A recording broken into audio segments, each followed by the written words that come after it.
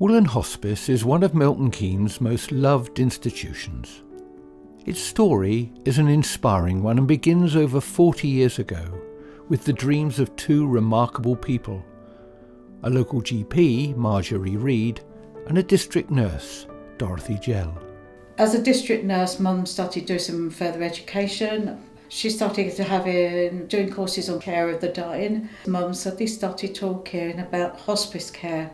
Didn't know what that word meant really. It was new in our language. But I remember her passionately saying, if this is going to be a city, then a city needs a hospice.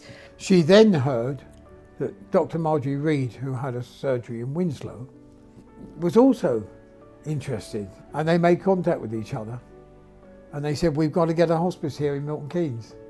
Between them, they said, we must get a little committee together of people and see what we can do. Marjorie said to me, well, you're a minister, you better chair the first meetings. You better come along and chair it.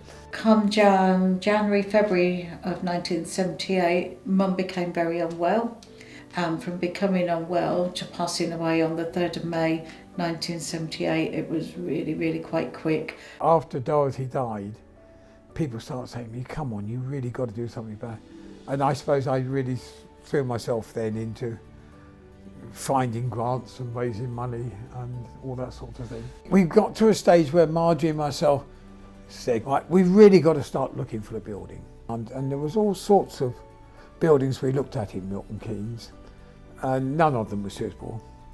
And then we heard that this chap had died in Willen, a farmer, Mr. Rees, and the farmhouse was up for sale.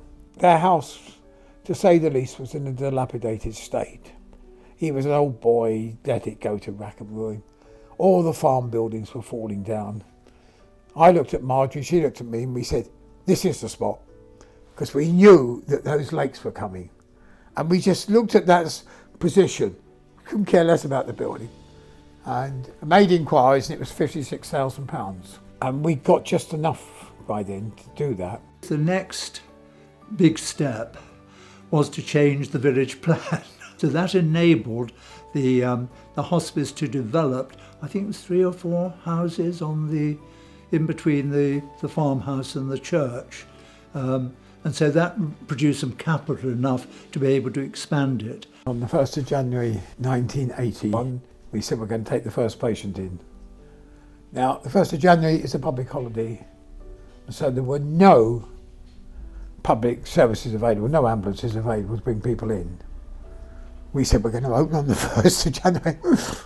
And I went out in a car and picked up a patient who happened to be a patient of Marjorie's, and she'd made certain that person was available.